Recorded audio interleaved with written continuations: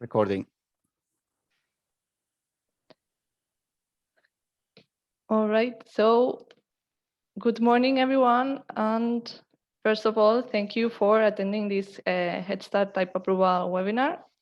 Let me introduce myself. My name is Nuria Cayuela. I'm from the innovation team of the Homologations Commercial Vehicles Department at IDIADA. And yeah, I am glad to be here and I hope you enjoy this webinar. During today's 90 minutes presentation, more or less, we will review the regulatory framework related to connected and automated driving vehicles.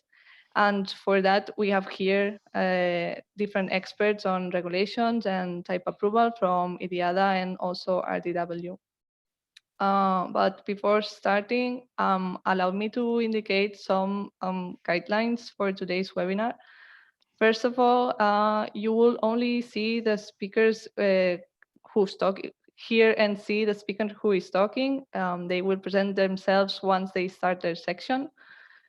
And on the second hand, we have reserved some minutes at the end of the webinar for you to ask questions. So you can either write them down at the Q&A box that it's available on Zoom, or you can either wait until the end of the session where you will have the chance to raise your hand and we will give you permission to ask the question directly to some speakers or just launch a general question.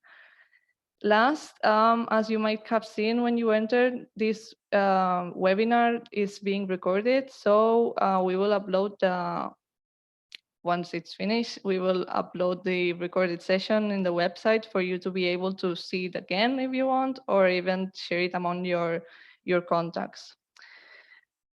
Before giving the floor to the first speaker, let me briefly give you an overview of the agenda. We will first start the webinar by giving you an insight of the Head Start project. After that, we will give an introduction to type approval and review the latest status of connected and automated driving regulations at UNSC and EU level. And our last topic will be the revision of the UN regulation number 157, where we will also talk about some of the national legislations and exemption procedures for testing connected and automated vehicles on open roads. And finally, we will go to the roundtable, as I said before, where you will be able to ask your questions. With this, I will give the floor to Álvaro Arrugue, who will start with the presentation on the Head Start project. Thank you, Álvaro. Thank you very much, Nuria. Thank you very much for the organization. My name is Álvaro Arrugue. I'm part of A+IDIADA. I'm also the project coordinator of the Head Start project. So the idea in its very few minutes is to give you an overview about what is the Head Start project and what are the activities that we are involved as a consortium within this European H2020 Horizon 2020 funded project. So we can go to the next slide, please, Nuria. So some project facts. The Head Start project was the project granted in the former Horizon 2020 ART01 2018 call. It's a research and innovation action, and it lasts 36 months. We started the 1st of January of 2019, so we are very close to the end of the project. We have made a lot of activities, and the idea today is to review them. The budget is 6 million euros, and the consortium, we've got together 17 organizations all around Europe. Just a reminder that we have a lot of social media, but you will hear about this in the next minutes. Can we move on to the next slide, please, Nuria? So this is the Head Start consortium in a nutshell. We're saying that it's 17 organizations from around Europe, so we've got a good presence of the different member states within the project.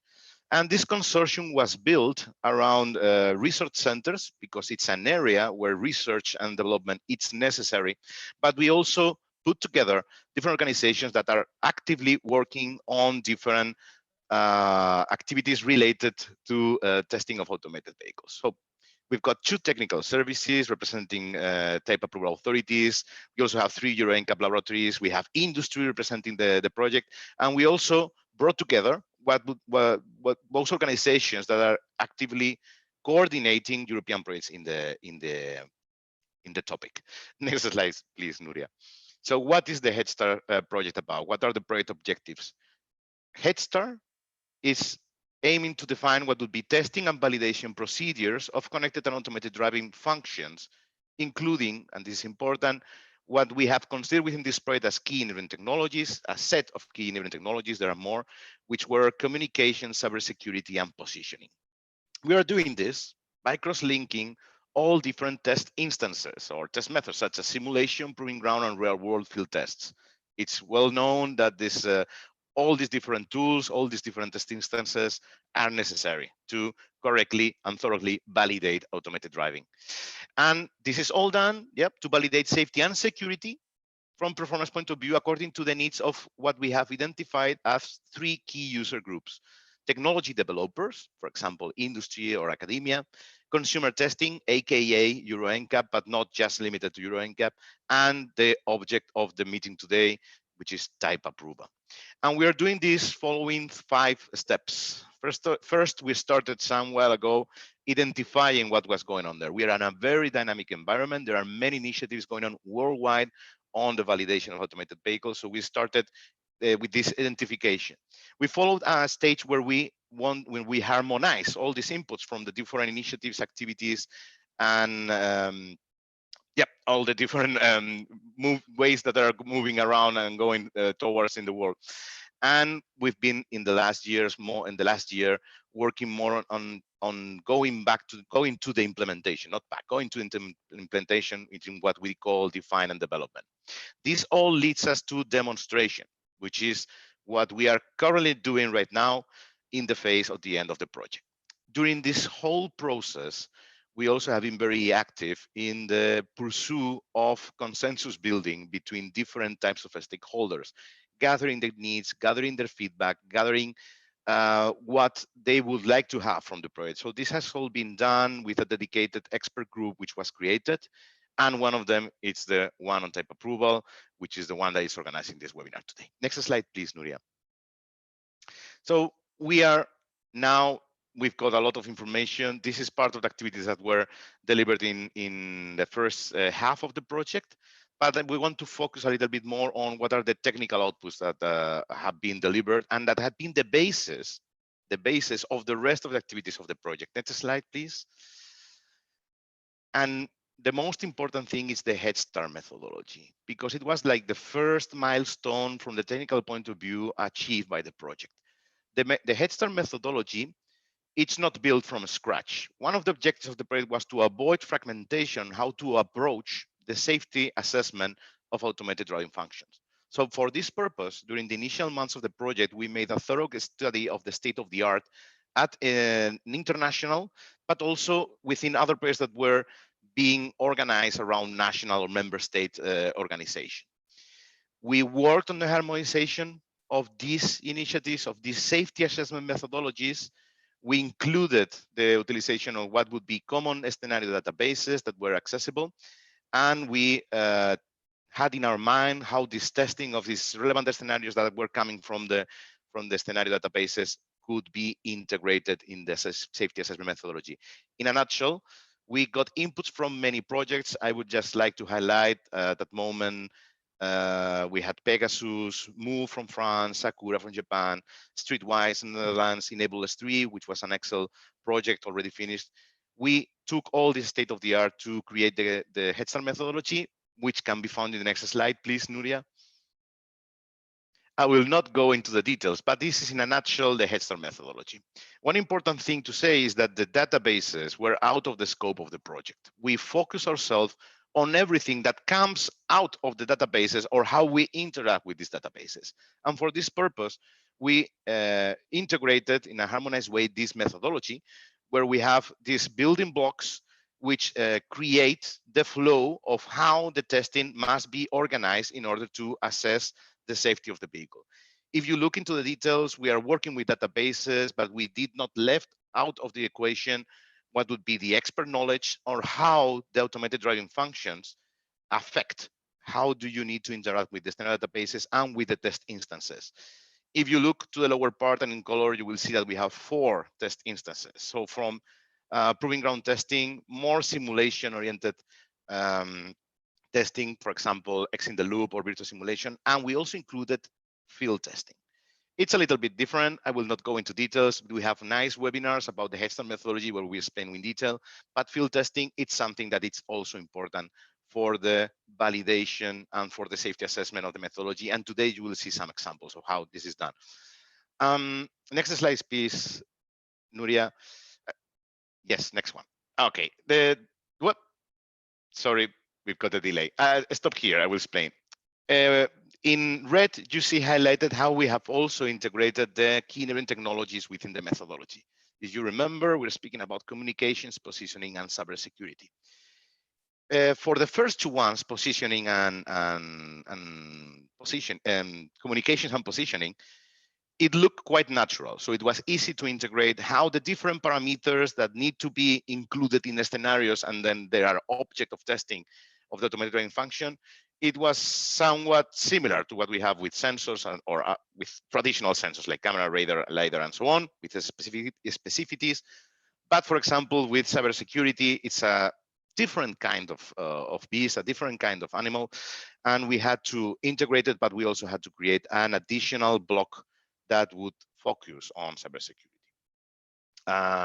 As you will see, cybersecurity has also recently made it into regulation from UNICE. Next slide, please, Nuria. So what do we do with this methodology? Well, a methodology is a logical overview of the blocks that need to be done. But to create the procedures, we need to create the processes that are derived from this methodology. And this was also done within the first period of the project. And what you can see here is a high-level map of how the flow of implementation of the validation testing toolchain and test organization has to be done. So within this and the extended version that was not included here for size reasons, we have the different blocks that include the procedures I need to follow to make a good scenario selection, make a good scenario allocation, how you should coordinate all the different test instances, so field testing, virtual testing, X in the loop, how this also needs to have specific needs regarding proving ground testing. And well, we have an additional branch that you will see on the left of the image concerning cybersecurity, which at the end of the day altogether allows us to make the evaluation of the safety of the driving function under test.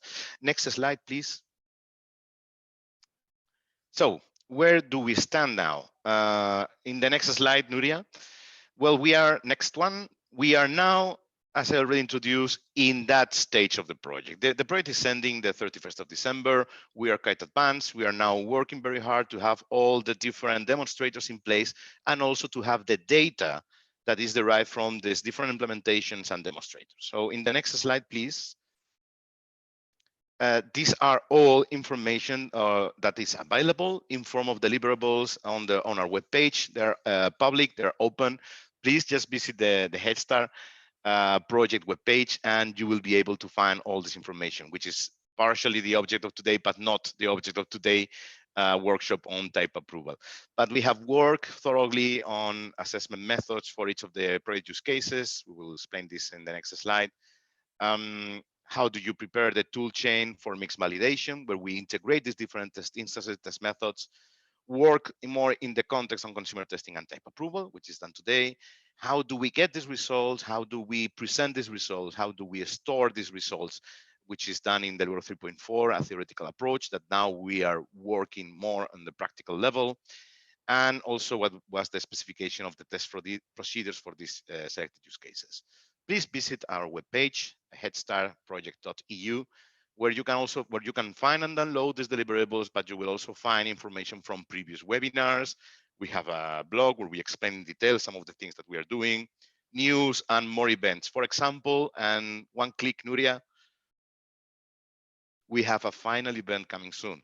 The date is still has to be decided, but it will be announced very soon, the next few days. So stay tuned and also join us in our final event where we will explain all the activities and results of the HEADSTART project. Next slide, please, Nuria. So next steps of where we are. We are developing, and well, we have finalized the testing toolchain for the project.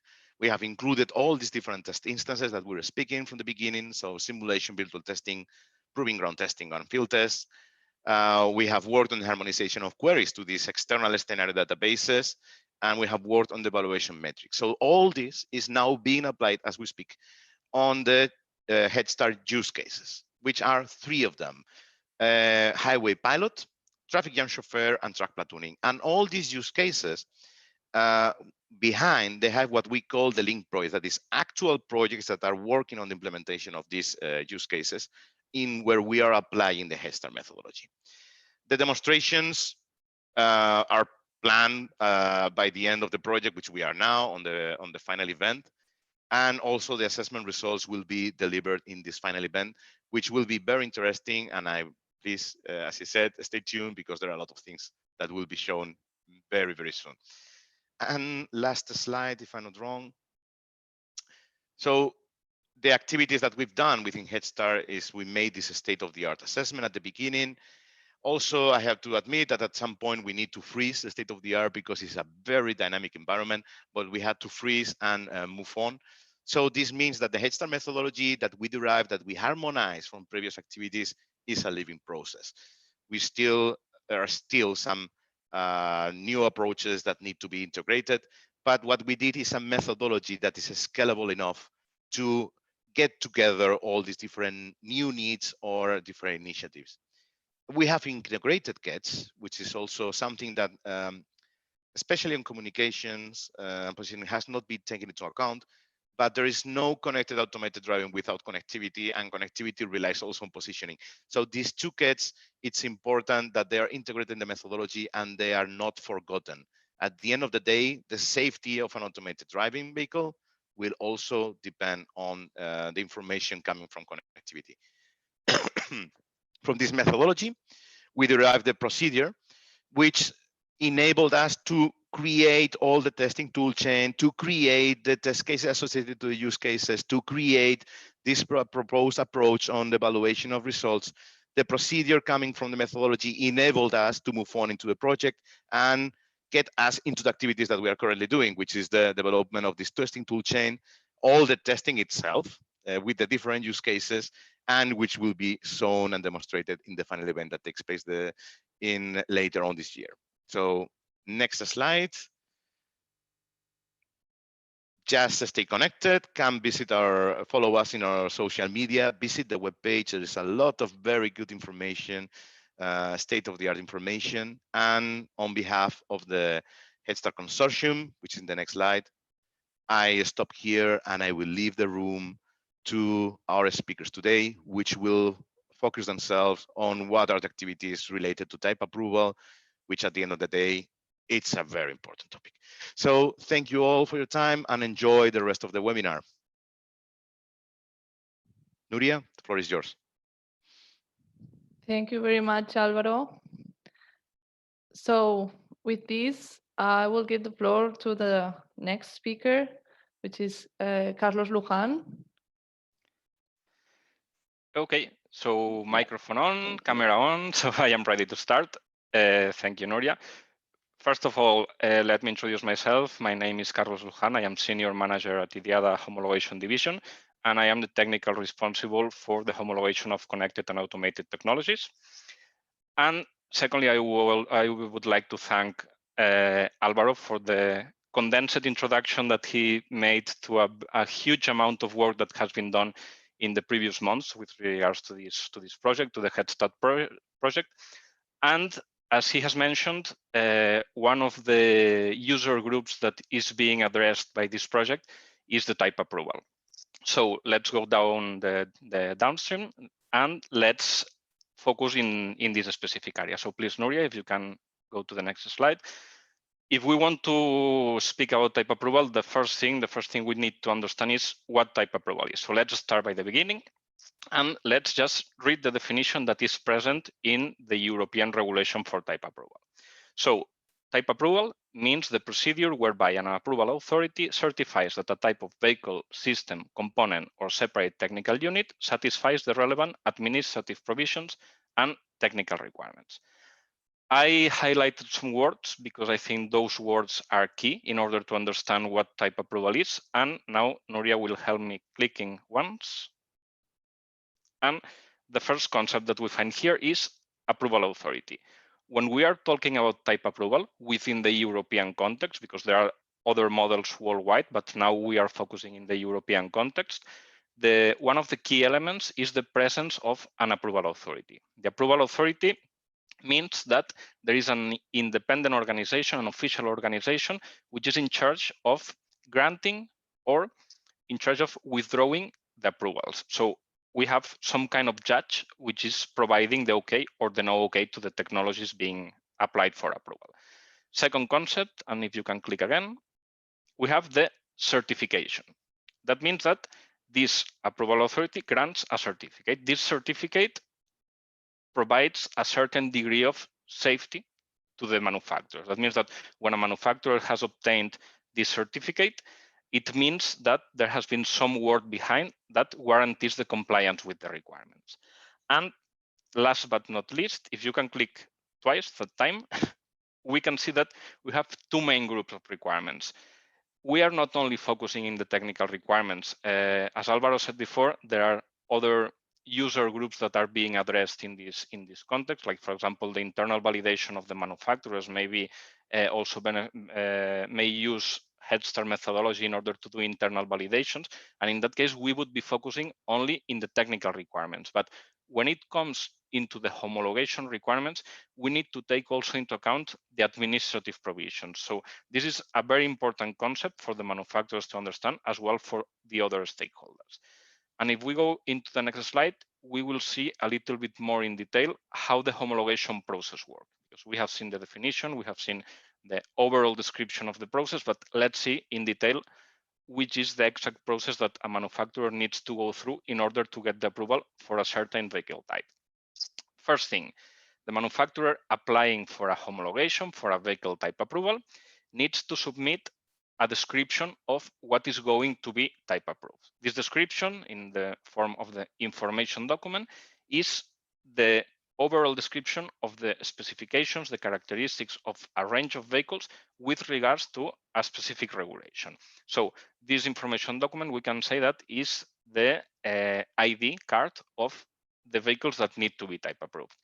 In the next step, and if you can click, please, Nuria, this information document is sent to the technical service. And for technical service, we understand the company, the organization, which is in charge of the technical and administrative evaluation of the compliance of the requirements.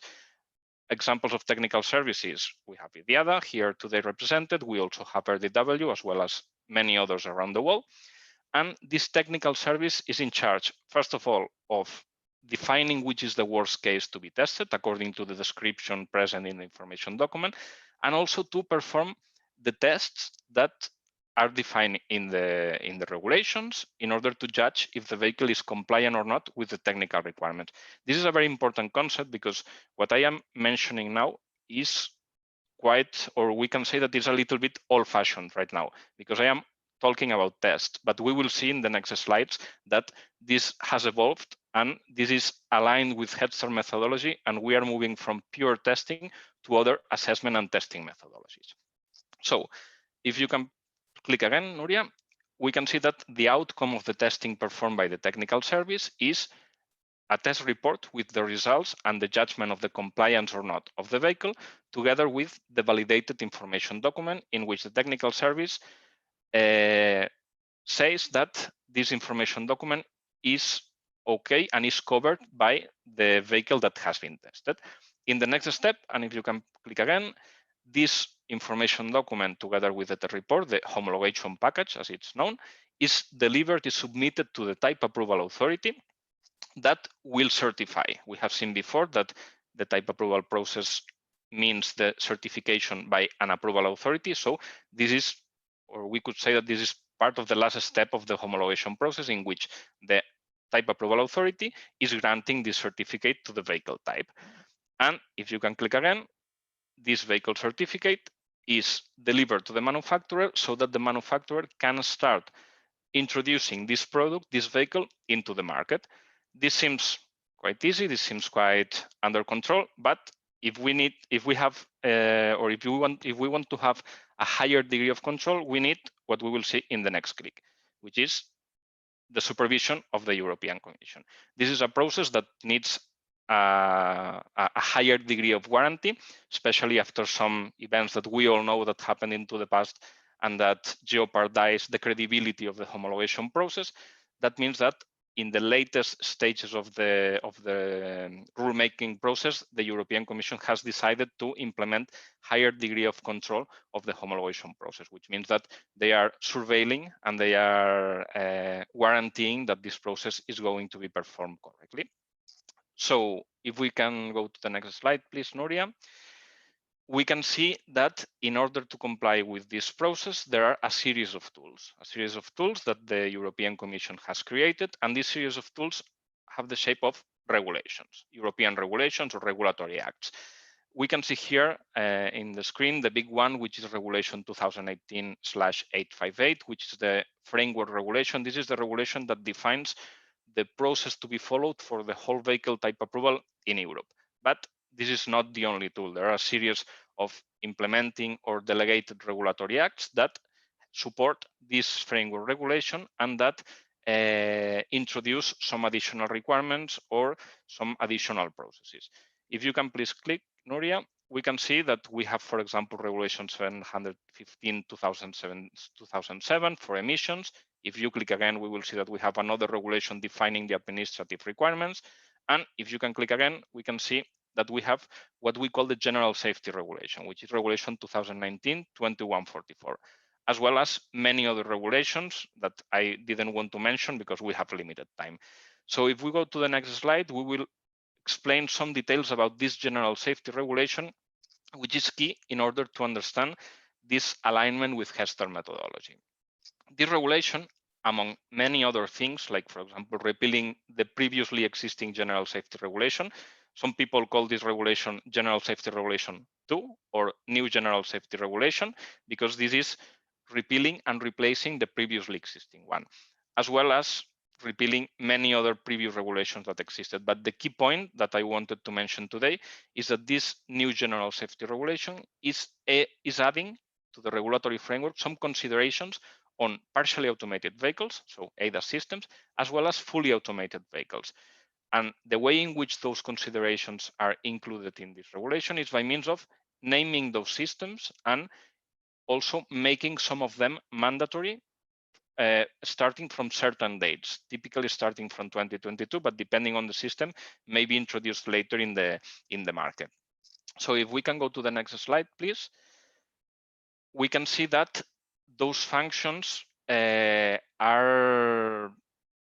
we have a huge variety of new functions introduced by this new General Safety Regulation. If you focus on the drawing on the right side of the picture of the slide, we can see that those functions are divided in 6 main groups. The first of them is requirements related to passive safety. Second one is requirements for vulnerable road users. Third one is requirements for vehicle braking, steering, and dynamics. Then we have also requirements on electronic systems of the vehicle, requirements of vehicle and user behavior, and finally, some general safety requirements for the vehicle. If you can click, Nuria, the main focus today is those 2 that I have highlighted, so electronic systems, as well as driver and vehicle behavior, because those are the areas which include some regulatory acts that are related to those automated functions or highly assisted functions. Some examples of those functions introduced today are intelligent speed assistance, driver drowsiness and attention warning, advanced emergency braking systems, or emergency lane keeping systems. If we can go to the next slide, please, we can see that, as I said before, the regulation mentions some of the systems and introduces the dates in which those systems will be mandatory. So if you can click again, we can see that this regulation introduces the why. So the reason why those regulations will be introduced or these requirements will be introduced in the European framework. If you click again, we can see the what, so which systems are going to be introduced. And if you click again, we also have the answer to the question when those systems need to be introduced in a mandatory basis in the European regulatory framework. But if you can click again, we see that there is one question missing and one answer missing, which is the how. How the technical requirements for those functions are going to be defined, how those functions need to work. So the answer to this question is already answered by the European Commission. And in order to understand that, we need to focus in this picture. In this picture, we can see that we have two main sources of regulations. We have UNECE WP29, which we will explain a little bit later, which is the World Forum for Vehicle Regulation Harmonization from the United Nations. And also we have the European Union ecosystem.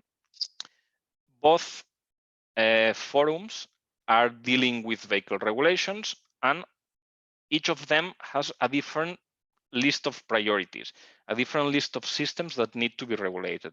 We can see that in most of the cases, the area of interest is the same, is coincident, but we can see also that there are some areas that I highlighted here in which the framework for the European Union is asking for some requirements that are not covered by UNECE WP29. So the strategy for of the European Union in terms of getting the technical requirements and taking them for their own regulatory framework is, in the first case, if the regulation already exists within the WP29, it directly adopts it.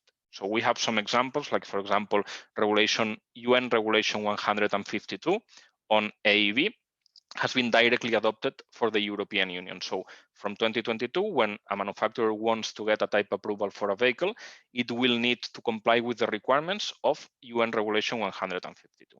But we have some other cases. We have cases in which the European Commission has a priority that has not been addressed by the UNECE, and then the European Union needs to adopt or to create a brand new EU regulation.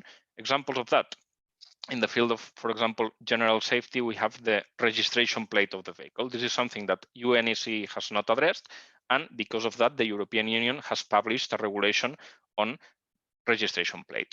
And then we have an intermediate case in which there are some requirements already published by UNECE, but those requirements are not 100% aligned with the needs of the European Union. In that case, the strategy of the European Union is to adopt a new regulation, a new EU regulation that mentions some paragraphs or even mentions the name of certain regulations that have been created in the UNECE level.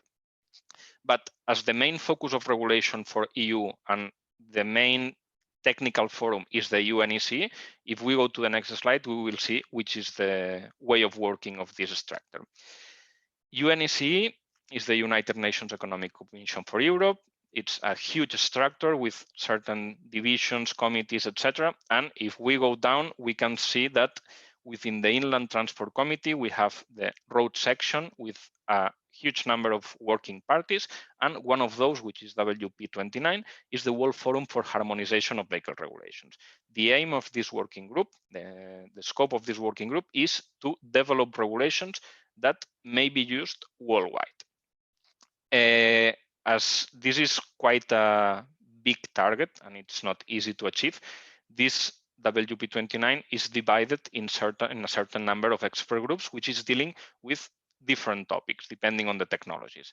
So these expert groups includes, for example, GRBP for noise and tires, GRE for lighting, GRPE for pollutant emissions, GRSG for general safety, GRSP for passive safety, and the most important one today, which is GRVA, which is the expert group on automated vehicles. So if we go to the next slide, we can see that the main focus of work of the automated driving working group has been defined by what we call the framework document. This is a document which had two main purposes. The main purpose, the first purpose of this framework document was to establish the priorities in terms of rulemaking for automated driving within the UNECE context. So it defined the priorities, which systems, which functions needed to be addressed before, and also it defined the timeline, some deadlines in which the regulations needed to be available so that the manufacturers could use them, so that the approval authorities could grant approvals to those systems in order to guarantee the safety. And then the second purpose of this framework document was the definition of a series of, we can say, hot topics that needed to be addressed in order to get a robust regulatory framework.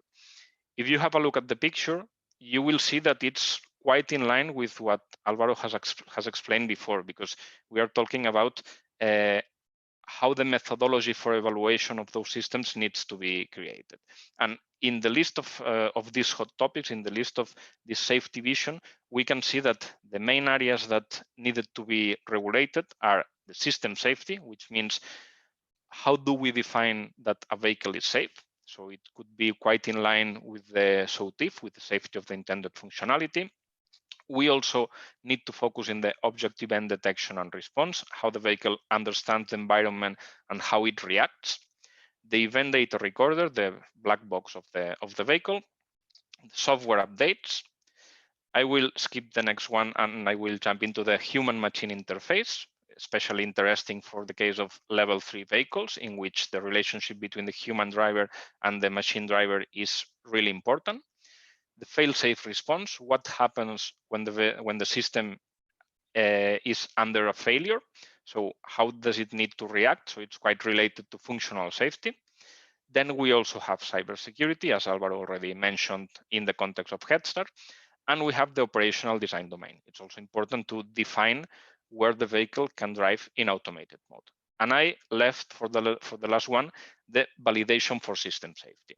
This is essential here because the validation for system safety is in charge of defining how are we going to evaluate the compliance of the vehicle or of the system with the requirement of the regulation. I mentioned before when I introduced the homologation process that typically it was made by means of testing, but now the new reality, the new technologies available require a different approach. And this approach is being defined by the working group of the United Nations, which is in charge of developing the requirements of the validation for system safety. I will not enter more into detail on this area because my colleague Uriol will come next and he will explain how this validation for system safety is being applied to the specific use case of the ALKS, the automated lane keeping system. So that's all from my side, and I will give the floor to my colleagues that come next. Thank you very much. Thank you very much, Carlos. So, as he said, now Uriol and together with Edwin, they will speak about UN regulation number 157. And yeah, Uriol, the floor is yours. Thank you. Yeah, so thank you, Nuria. Yeah, so after the HEADSTART methodology explanation by Alvaro and the introduction to the type approval from Carlos Luján, I will focus a little bit more on the regulation 157, the new automated lane keeping system, because this is considered the first SIA level 3 system. So it's the first system that let's say inside of the operational domain of the system is responsible of having the actions, and the driver is only aware if the system cannot cope with some of the situations that we'll find on the road, and then we'll take the responsibility. And I will start with some general concepts for testing the ALKS and how it's related with the HEADSTART methodology that we are proposing. So if we can go to the next slide. Okay, so the main idea is that with the old approach of the certification procedure, the certification started at the last phase of the let's say the development of the vehicle. Okay, so we started before putting this vehicle inside of the road, so we did not take part of the development phase, so we didn't were aware about the things that the manufacturer were doing during this development phase. What happens now?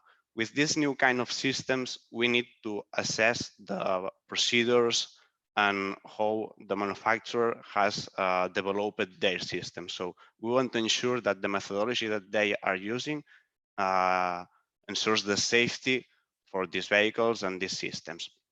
So now we took an important part inside of the development stage of the manufacturer. So we are partners of the manufacturers from the beginning of the development phase. So we can move forward. How it is related.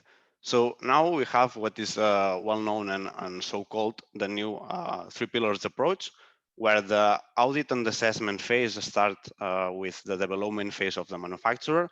So we, as a technical service, want to ensure that the development process, the methods and standards applied for the functional safety or the safety of the intended functionality are in place, and the manufacturer is currently following these procedures for the development of their systems. And we check the integration of the general safety requirements and traffic rules. Okay. Of course, inside of this phase, the manufacturer can use and will use some simulation results. So here is where HEADSTART methodology is important, because we can create and simulate for specific scenarios, and that's very important to ensure that in this phase, before going ahead on the development phase, we are obtaining a safe system, and we are ensuring that these steps are correctly performed. After that, when this phase has been correctly addressed, then we are going to go to the physical certification test. That's well known for all the technical services and for the type approval process, because normally what we did before with the old approach was to test all the vehicles on the proving ground in order to obtain a certain minimum performance of the systems. So now, after the audit and the assessment phase, we are going to go to the physical certification. And in this case, also the methodology of the HEADSTART is very important, because we can simulate specific scenarios. Okay, so we can be more concrete on these scenarios in order to ensure these critical scenarios in a safe area where we can control all the things, and there is a lot of reproducibility of these scenarios. And after that, when we have ensured that these phases are correctly implemented and the system is safe enough, then we are going to go to the real world test drive, where we have an overall impression of the system behavior on public roads. And in the case of the ALKS, we have to fulfill a different set of requirements and scenarios that shall happen in order to assess if everything has been correct. If there is something that is not correct, or we identify that some scenarios should be evaluated again because we find new findings on these final steps, then we can go back to the audit and assessment phase or the physical certifications phase in order to assess also these kind of scenarios. So we can go forward. So now we are going to enter to the ALKS. So as I said, the ALKS is the first system that is considered a SIA level 3 system. And inside of the definition on the scope, this is only for M1 vehicles, so the passenger car vehicles. And it's a system that is activated by the driver and keeps the vehicle within its lane when it's traveling a low speed. So right now, this system is only allowed with less than 60 kph. Okay, so we can only activate this system when or like a traffic jam, and is controlling the lateral and longitudinal movements of the vehicle for extended periods. And what is important is that without the need of further driver input. So only in the case that the vehicle requires for the help of the driver to take the responsibility, then the vehicle will warn the driver, and the driver, with a transitional demand, will take the responsibility of the activity of the vehicle. So the basic idea of constraints where this system can be activated is roads where pedestrians and cyclists are prohibited. So in this case are highways. There is a physical separation that divides the traffic moving in the opposite direction of your vehicle. And as I said, the operational speed right now is only 60 kph. So we can go ahead. Next slide. Okay, so if we are entering to the regulation by itself, this regulation is divided with 5 kind of requirements that we will verify before putting this vehicle on the road. Okay, so first of all, there is an important part related to the safety and the fail-safe response. So inside of this part of the regulation, what we are going to verify is that the vehicle is fulfilling a set of requirements regarding the longitudinal control, the lateral control, and how it behaves with the road users and the interaction with all the other vehicles. Okay, so there is a huge list of the requirements that this system shall fulfill in order to put it on the road. After that, and also very important for all these vehicles that are having automated and connected systems, is the human matching interface and operation information. Okay, so the driver shall be aware about what the system is doing. Okay, and if the system requires to have the responsibility again to the driver, that's something that shall be regulated and it's clearly identified inside of the regulation. After that, we are going to the object and event detection and response. So that's also a big important part. So this regulation defines the range of the radars and how it's the minimum performance of the radars or sensors that is using the vehicle in order to have this system in place. Okay. And finally, the last two ones are the data storage systems for automated systems. So it's well known that the United Nations, the European Commission is creating new regulations that will address these aspects, but right now, at the moment that this regulation was published, we're not into force. So the regulation by itself has introduced new specifications about the data that shall be collected by the vehicle and the system itself in order to be aware of the specific data in case that there are some accidents or some collisions or different situations that can be dangerous. So in this case, the vehicle system is collecting all the relevant data in order to have a database and be able to identify if the fault has been by the vehicle or the system or the driver. And finally, for the cybersecurity and software updates. So there are two new regulations that addresses all these aspects, Regulation 155 and 156 for the United Nations. But as I said, when this regulation was created, they introduced these new requirements for cybersecurity and software updates in order to be able to cover what at this moment was not covered by the United Nations regulations. So we can go ahead. Next slide. Okay, perfect. Then an important part of this regulation, and that's quite similar with other regulations that were related to the ADAS systems, and that's the complex electronic systems. In this case, is related to Annex 4, where we as a technical service or also the approval authority pay a lot of importance because we have to assess that the functionality and the system has been developed during all the whole cycle, the V cycle of the development of this system. We shall address that the manufacturer has been following different methodologies and processes related to the functional safety and the safety of the intended functionality of the system in order to ensure the safety and also the security and further steps of the system. So how we perform this assessment? As I said, we are starting from the development phase as a partner of the manufacturer. So we are not starting our work when they have finalized the system and developed all these systems, because we could find different aspects that should be addressed again, and then the manufacturer should go back to their procedures.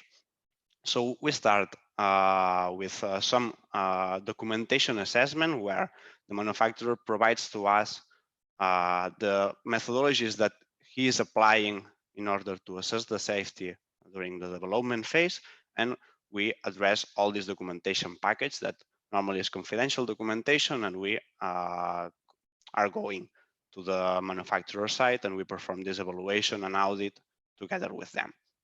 So after that, as a second step, there is the safety management system where we analyze the processes, methodologies, and tools that they have used to have these processes in place.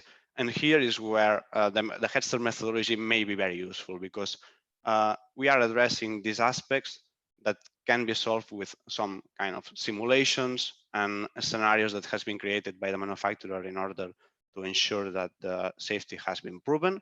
So maybe these scenarios can be created with the HEADSTART methodology and proven with the HEADSTART methodology, because it's quite important and have a lot of database, and also is using some new new technologies that are quite important for that.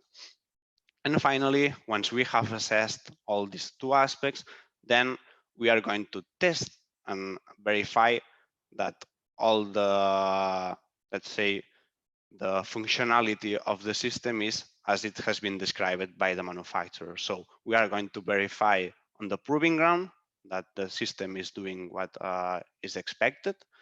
And we are going to create some specific scenarios that may be more difficult or not. So we want to recreate these situations. And finally, regarding the failure mode effect analysis, we are going to perform some failures to the vehicle and to identify if the vehicle is doing what is expected. So the manufacturer has to take into account that some failures may happen to the vehicle and what should happen to the vehicle in these cases. So we can go ahead. So as I said, simulation is very important for this assessment of the complex electronic system. And actually, this regulation is one of the regulations, the ILKS, that is introducing new aspects or new provisions for the simulation. So the regulation itself allows to the manufacturer to show through simulation some of the aspects that are required by the regulation. Okay, so here we have just a paragraph that is introducing these aspects. So it is determined by a general simulation program. So the simulation program is something that can be used by the manufacturer. We are going to validate this program. And after that, if everything is correct, then the simulations may be taken into account in order to assess the safety of a specific part of the function. Okay, so we can go ahead.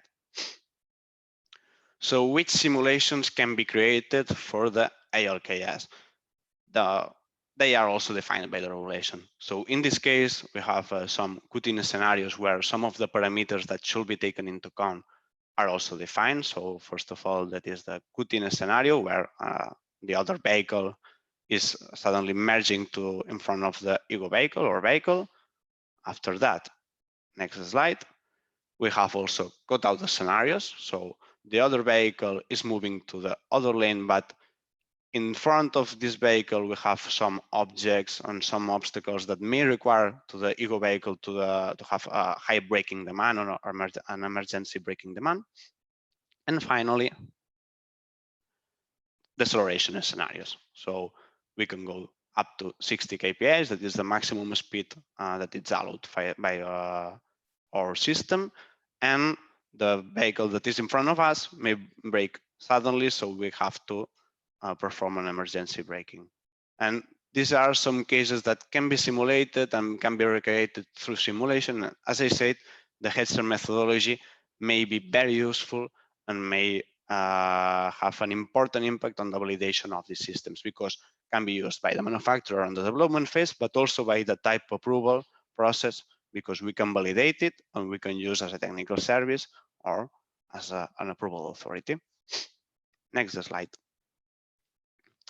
And finally, once we have addressed all the simulation and all the assessment and audit that we are going to perform to the manufacturer, then of course, we are going to put these scenarios in place on the proving ground. So there is a limited amount of scenarios that we can recreate on the proving ground, and they are more or less clearly defined on the ILKS regulation, because they are regarding the lane keeping, the collision avoidance, following a lead vehicle, lane change of another vehicle to our lane or to the other lane, the stationary obstacle after lane change of the lead vehicle, and finally, the field of view test that is more related to the sensors that are inside of the vehicle.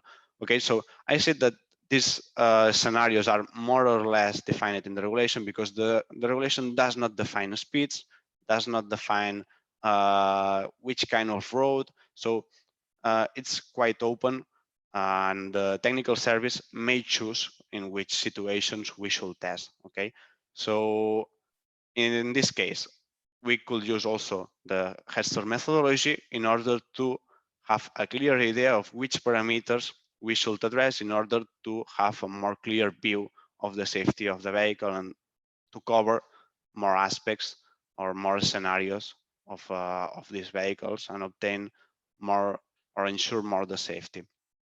Okay, next slide.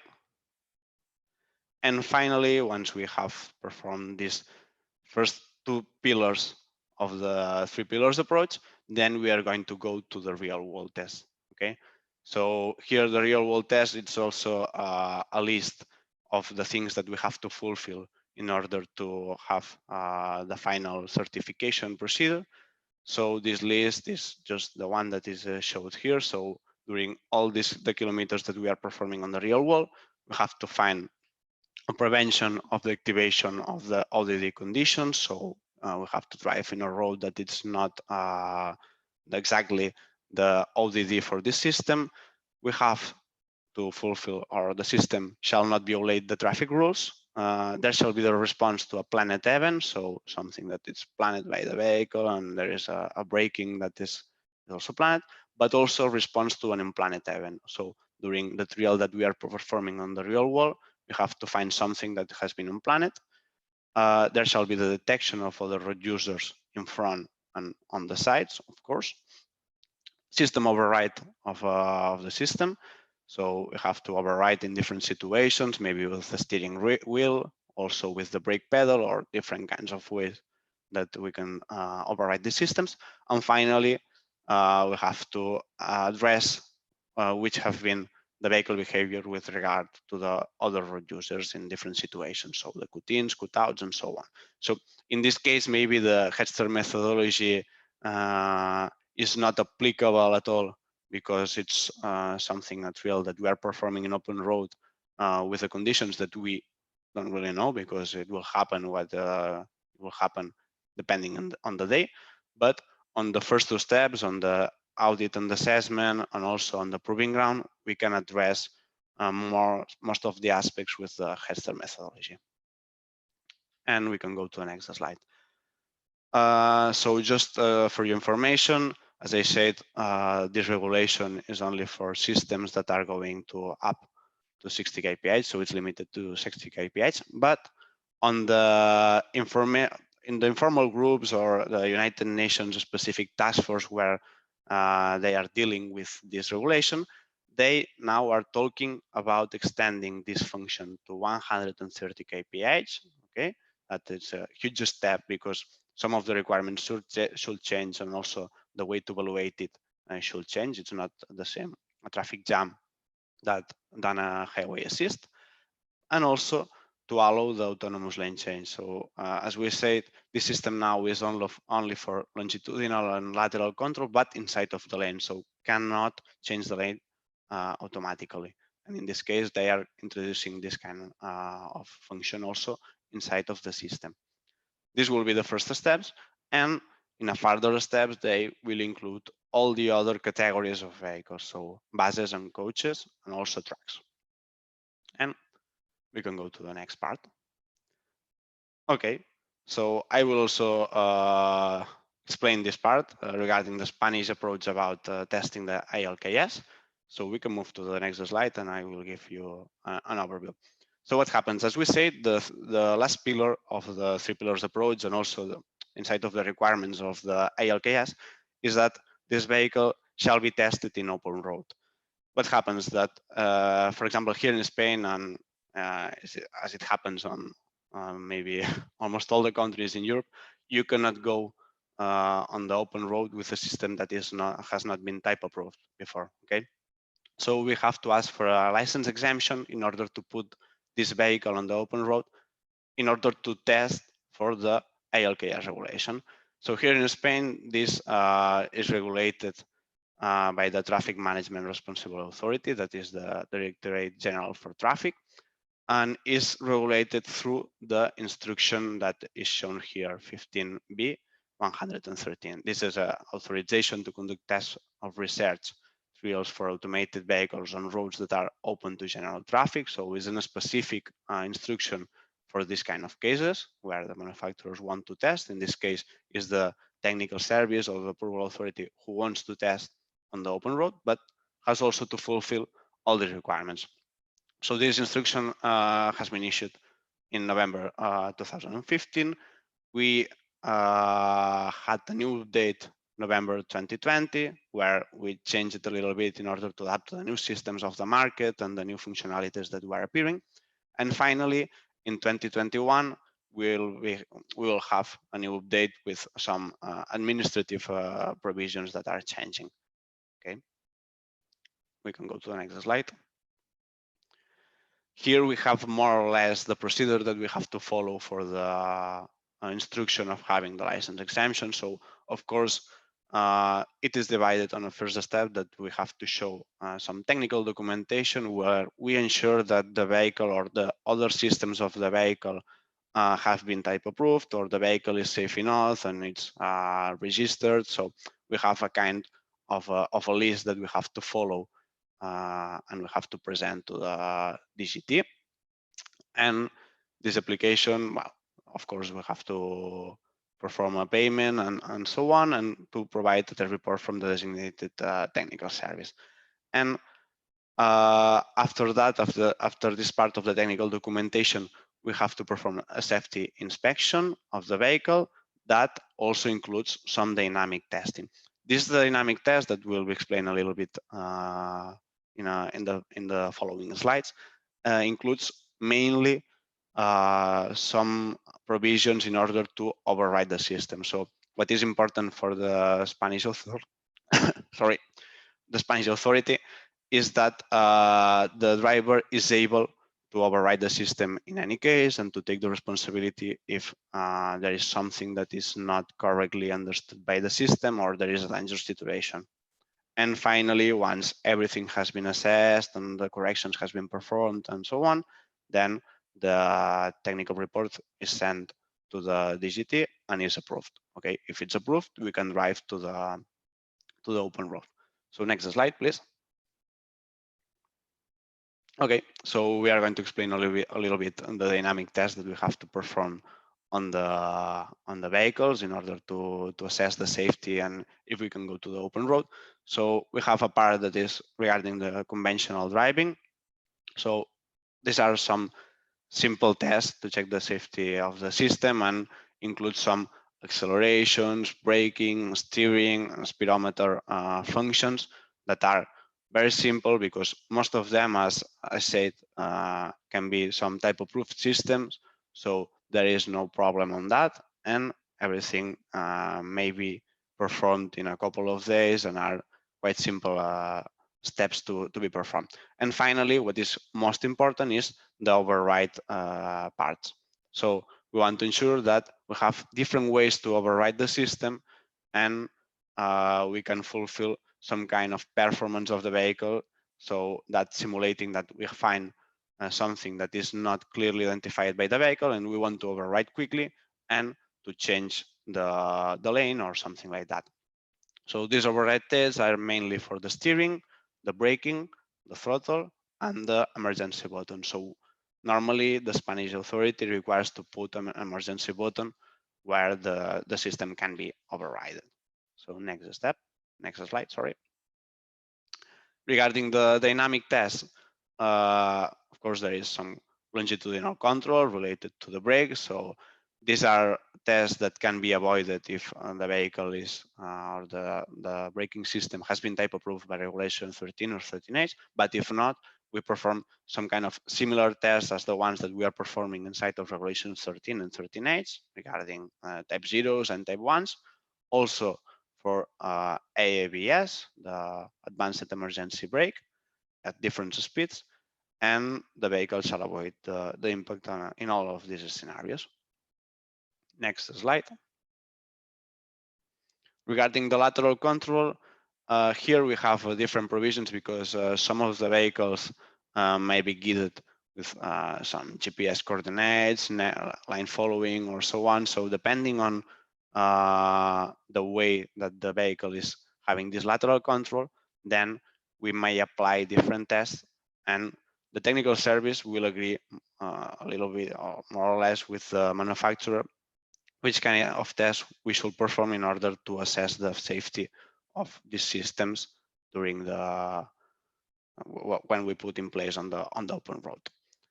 So we can go to the next slide. And finally, for test conditions for vehicles that are not able to perform tests. So we have found that there are some vehicles and some systems that are not currently exactly defined inside of the instructions. So new systems are appearing on the market and the manufacturers are developing new systems.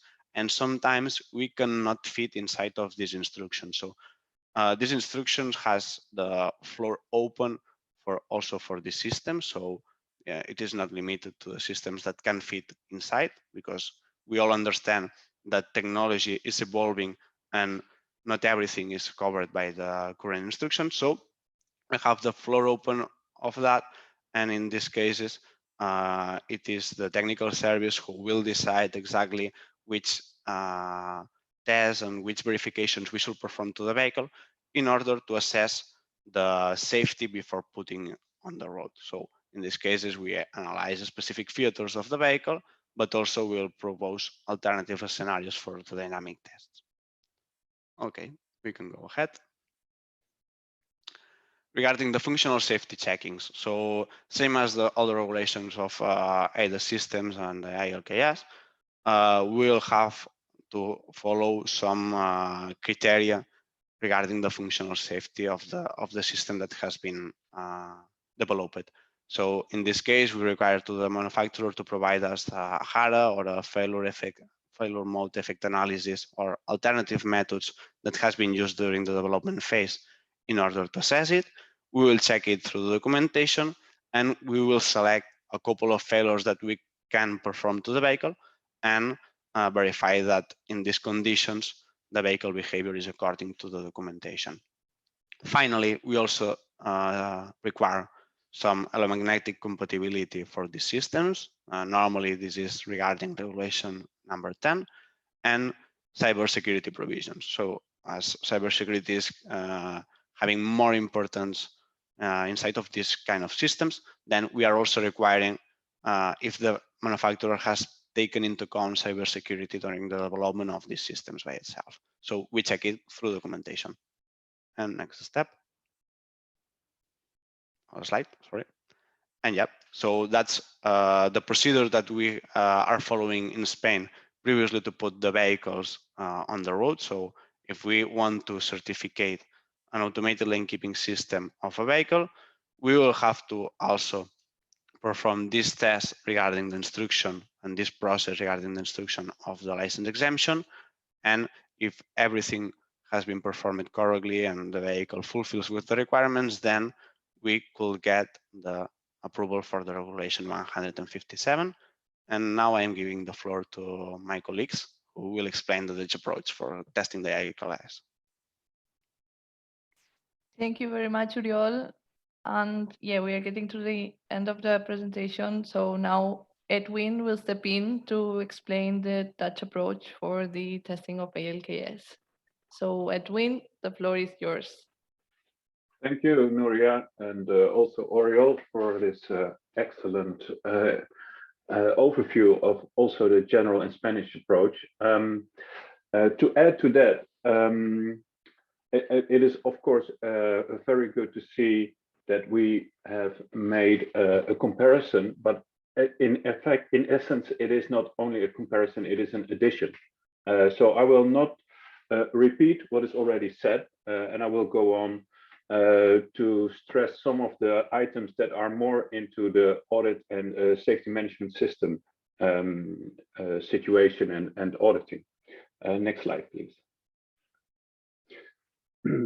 So to highlight what we are doing with ALKS type approval, we focus firstly on the system safety management system approval and system approval. So you see here there are some purple blocks and there are blue blocks. The purple blocks are more about safety management system, and the blue ones are a breakdown of how do you approve a system, or how do you approve an organizational system. So what we try to do is try to do a breakdown of the difficult terms that are in the ALKS regulations.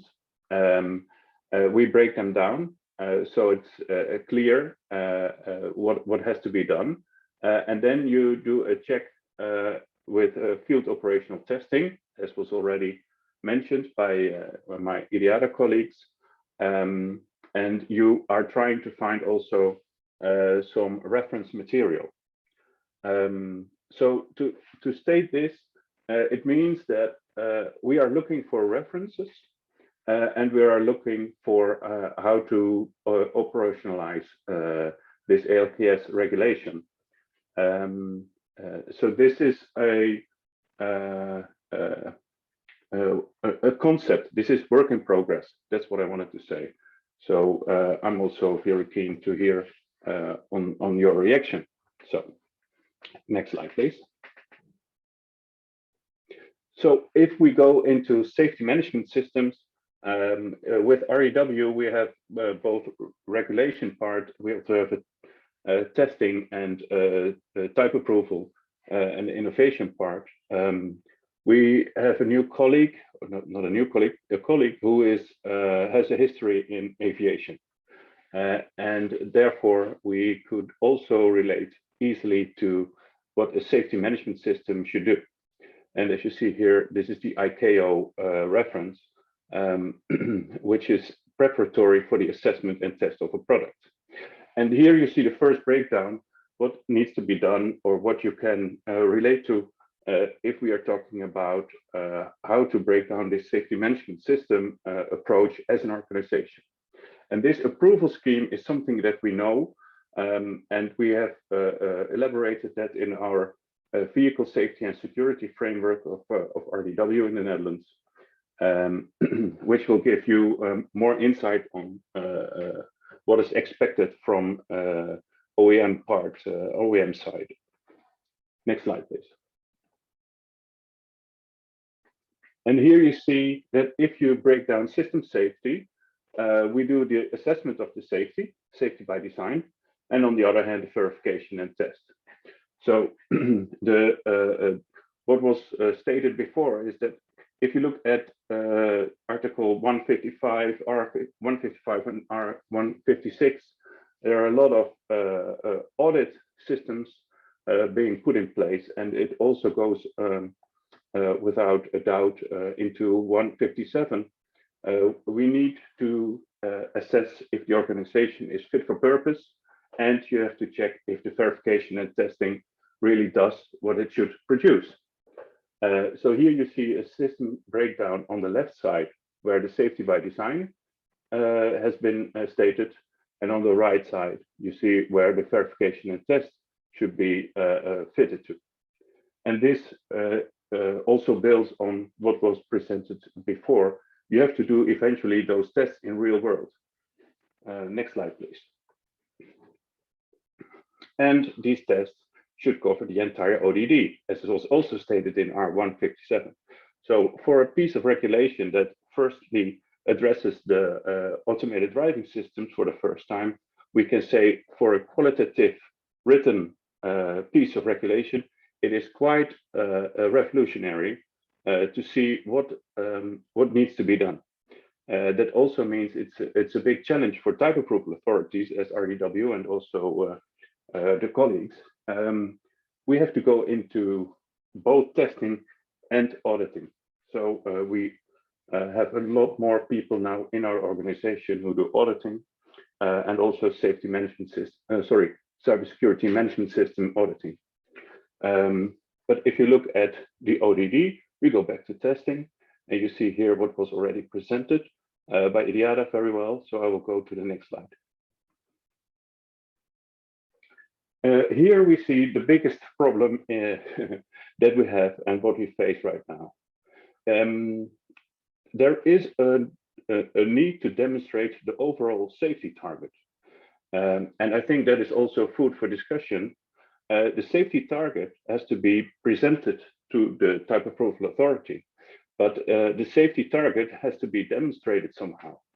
And we know that in the past we had a lot of discussions that you should drive 1 million or 1 billion miles or kilometers before you can say something about the safety of a system. But it is impossible and virtually impossible to do that in software because you need to have the same software and hardware layout. So we need to go into a system where we need certain scenarios, you need certain reference on the floor in the real world to say something about the safety target. And that safety target is something that we, I think, should use the time to elaborate further. So I'm really keen on working on that further because somehow we have to find a way to make sure that this safety target and overall safety target is managed and harmonized all over Europe. Next slide, please. One of the things that we are looking into in the Netherlands is what we call the VDLF approach, which states a vehicle driving license framework, which was an idea of what if a car takes over the driving task? What if we give the car a driving license? So we have a cooperation with the people in the Netherlands and the organization that issues driving licenses and do the exams of people. And we are really into how can we compare what you can expect from a driver nowadays and what do we think a vehicle, how a vehicle should behave in the future when we have ADS systems fitted into them. So with this first ALKS regulation, we are really keen to do the first real world testing also with, let's say, sort of an examiner on the passenger seat to see how do you relate to if the vehicle was a person or the other way around. Normally it was a person doing the driving. Now the vehicle is doing the driving. How do we score? And we use the Likert scale score to see how this works. And this is not a pass or fail exam, but it is about if you go to real world testing, what do you see and what do you encounter and what is the regular behavior of the vehicle? Next slide, please.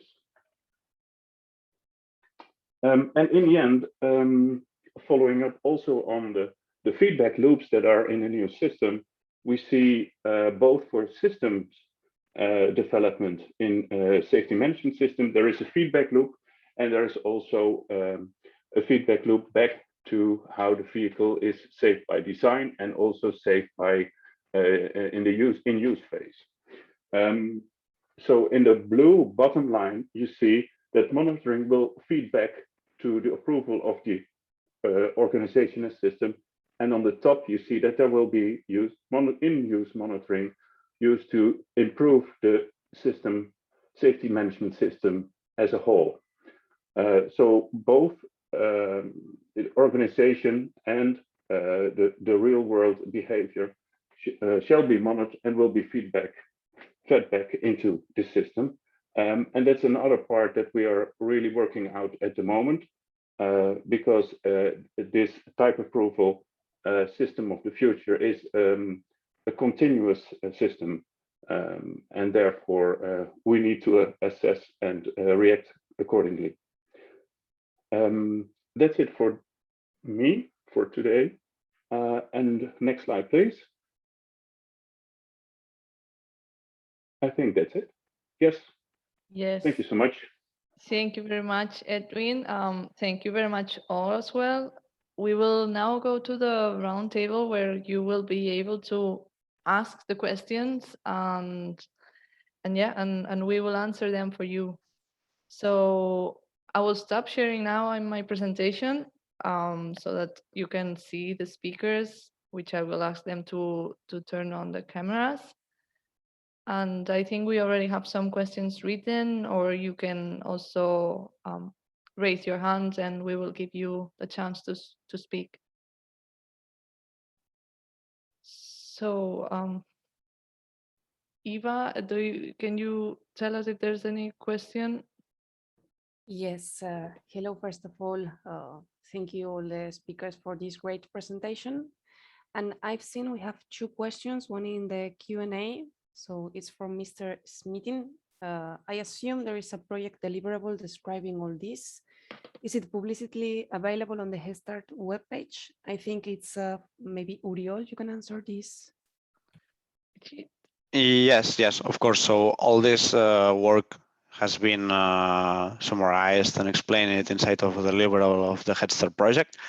I cannot tell exactly which deliverable it is because I cannot remember it exactly which one.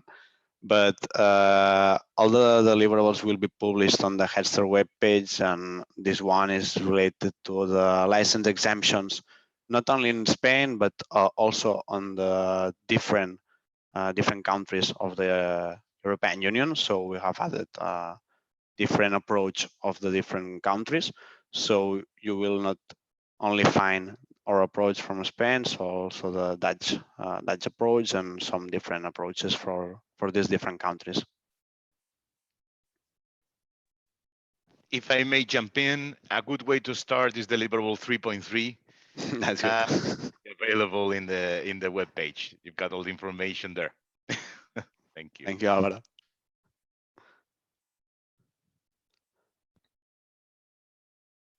Okay, we have another question in the chat. It's from Mr. Sonka. Good morning. I would have a question to RDW. So Edwin, I think this is for you. Have you granted type approval according to UN Regulation 157 up to now? That's an easy question. We are in contact with several manufacturers who are really building these types of vehicles and functions. But it also starts with the assessment of 156 and 155. So the answer is strictly no, we have not granted type approval. A few reasons. First of all, it will be in effect probably from July 2022 in Europe. And the second part is we are building these systems as at the moment and doing the first work on cybersecurity management system analysis and auditing. So yes, we started, and yes, we are in contact, but there is no granted type approval yet.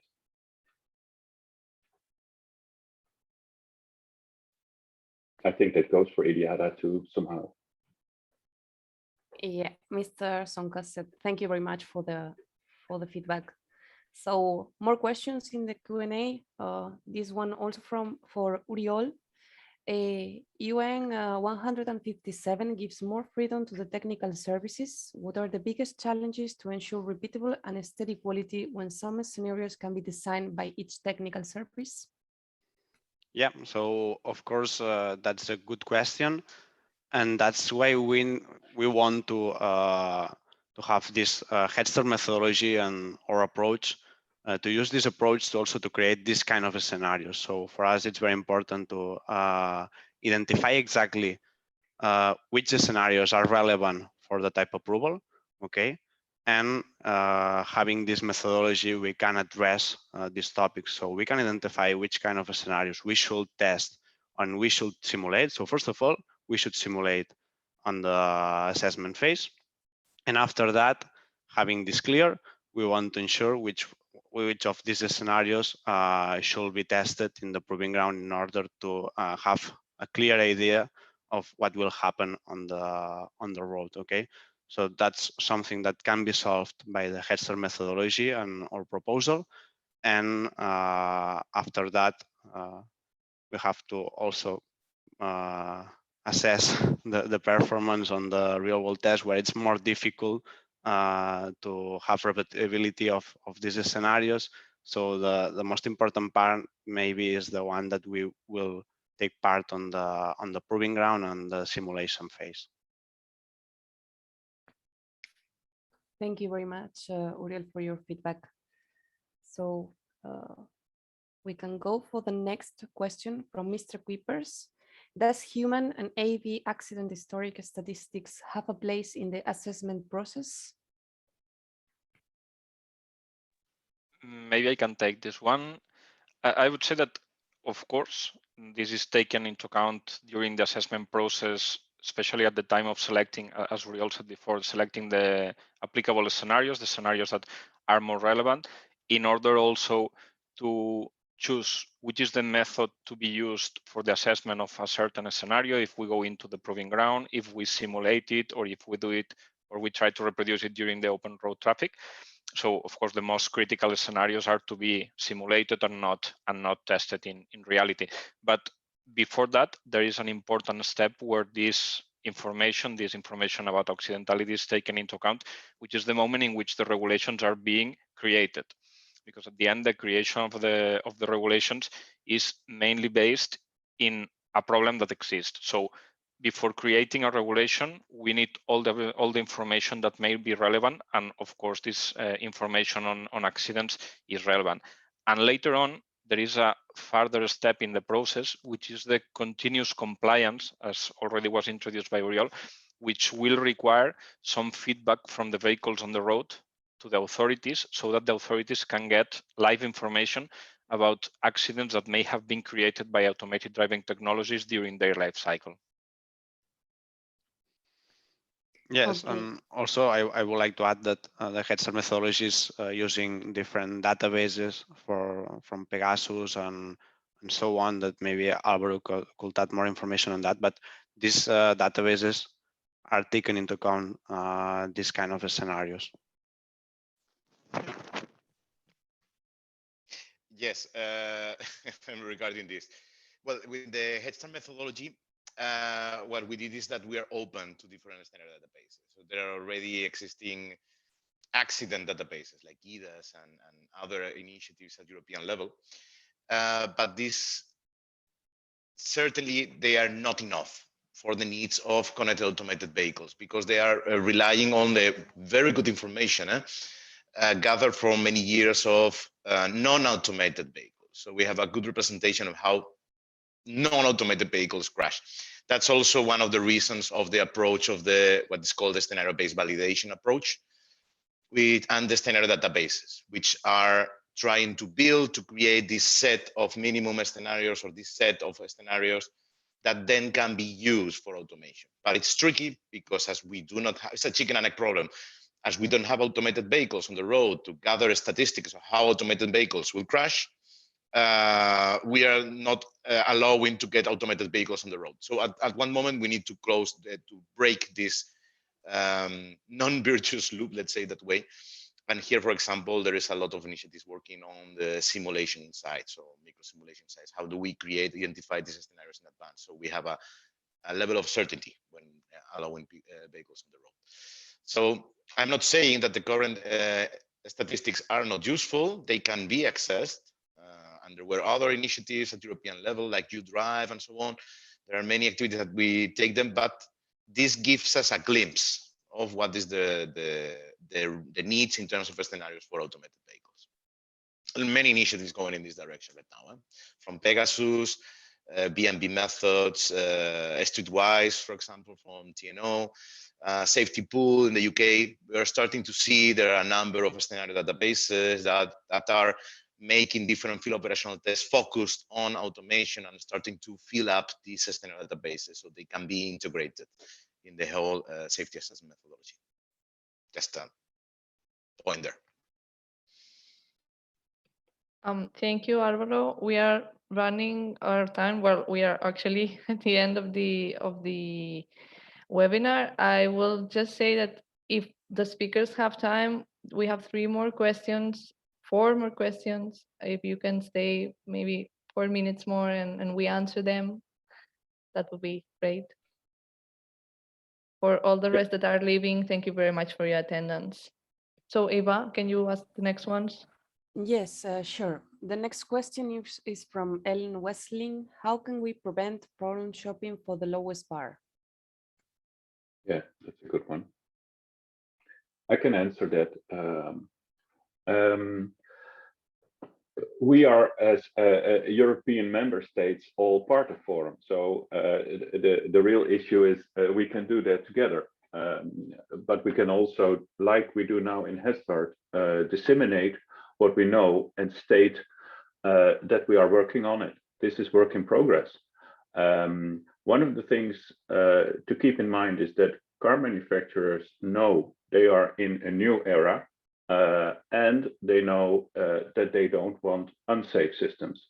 But we will eventually see that there is a need to keep on improving.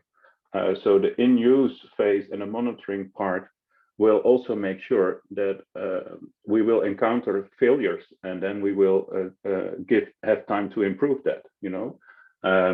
So we try to do everything beforehand, but the new system is not a fire and forget system. It is not we give a birth certificate to a car and then you're free to sell everything. We are in the era of we will assess a vehicle. There will be self-assessment methods. There will be extensive testing cross-border in different countries. So the system has also a few items in it to make sure we keep the general level of competence very high.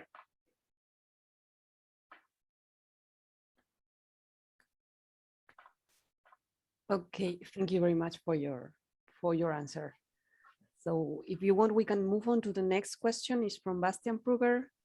And it's also for you, Edwin. You were mentioning a Dutch driving license for AVs. Is that concept or also part of HEADSTART? Where will it fit in type approval versus NCAP versus driving license? Yeah, good question. It is a concept that we started in the Netherlands, and as RDW, we are part of HEADSTART. This is not a basic part of the HEADSTART, but we feel that doing testing on pre-selected scenarios will not be enough in the end for everything. And that's also why real-world testing needs to find a new type of reference. And we are basically adding a reference to that equation, which is what if we see it as a type of driving license for the vehicle, and we use the information we have on examining people already and see what that brings us. So this is not a part of the regular type approval. It is not a mandatory part. It is something to gain extra knowledge and experience with.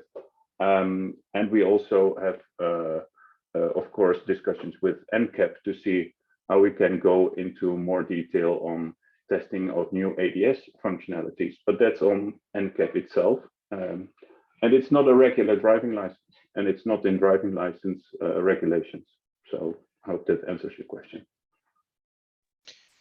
If I may add something here, Edwin, if you remember the HEADSTART methodology presented some time ago, I highlighted that we were including open road tests within the methodology and the test instances. And this was not by chance. This was also part of the harmonization process. So for example, the Dutch driving license and open road testing, and now it's been introduced also in the pillars that were presented. This was done on purpose because it's part of the safety assessment methodology together. So this was not by chance that we put it there. Yeah, because and we also it have was very good. Yeah, yeah. No, but I wanted to make explicit that it is not a mandatory part of the basic procedure that everyone should do a driving license like system in their country. So thank you for the add-on. Yeah.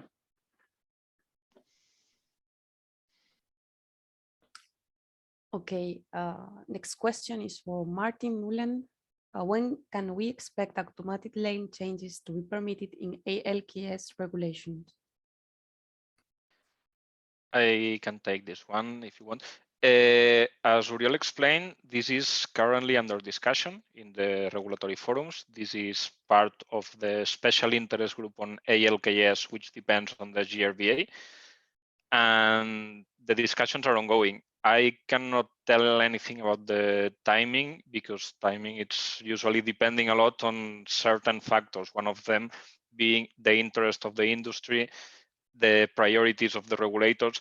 In that case, what I can say is that the industry is really interested in that. And in fact, the industry pushed a lot in order to expand the scope of this regulation. And we may expect the timing to be much faster than in other regulations.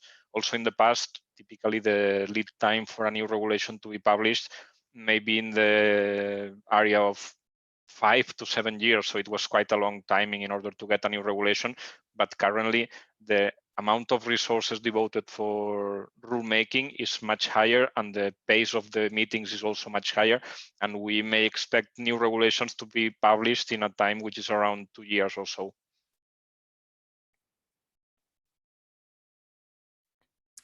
Okay, thank you very much, Carlos, for your answer.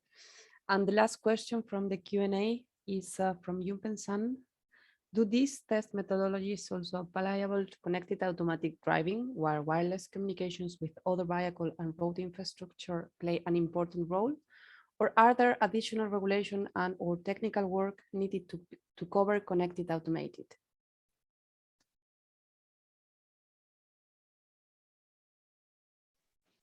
I can answer this one from the technical point of view, but maybe you want to answer first. Yeah, I was saying that I can answer from the administrative point of view, and maybe Alvaro can provide some more details about how has it been considered in HEADSTART. So that's a good point. This is something that currently is not included, for example, in ALKS regulation. So the inputs considered for the actions or the decisions of the vehicle come all of them from the vehicle itself and its sensors. But of course, this is something that in the discussions in the regulatory forums is taken into account. And every time that there is a new discussion for a new regulation, or every time that there is a new function or that there is a new feature on vehicles, this is something that is included, and the connectivity is something that has been considered from the beginning. What happens is that with the functions that have been regulated until now, it has not been considered a strict priority, and then those functions are limited to, I would say, self-supporting functions from the vehicle, which do not require external connectivity. Okay, and then I go for the technical now. And I hope you can hear me, because I'm experiencing some issues with the internet, but I hope you can hear me. From HEADSTART point of view, from the methodology point of view, we made some efforts to understand how connectivity, if it's an enabling function or it's an enabling feature of an automated driving function, how it should be integrated within the methodology and also within the standards that are used in the methodology. So for example, we made an assessment of the different parameters that should be considered when creating a scenario where connectivity plays a role. Okay, connectivity with the especially, let's say that way, especially when we're speaking about V2X connectivity. So where there is exchange of information between the ego vehicle under test and the surrounding vehicles in the scenario. This was this assessment was made. You can find it in the deliverable 2.2, and basically what we have researched here is how these parameters should also be integrated in the open scenario standard. Okay, so when defining open scenario with its different layers, where current version of open scenario already covers connectivity and positioning related items, but also what would be needed to be included as parameters within the scenario itself. It is also important to understand that there is now a lot of efforts on creating these scenario databases, where at the end of the day, you want to get real world information of parameters that, well, they are as close as they are to the real representation of what's happening in the world. And there's a lot of field operational tests going on, or data acquisition campaigns going on. And this piloting is not considering really to get information regarding these parameters associated to connectivity. So we may find ourselves, and this is a recommendation from the HEADSTART project, we may find ourselves in the future that we want to integrate connectivity as part of the safety assessment in simulation and so on, and we do not have real world data.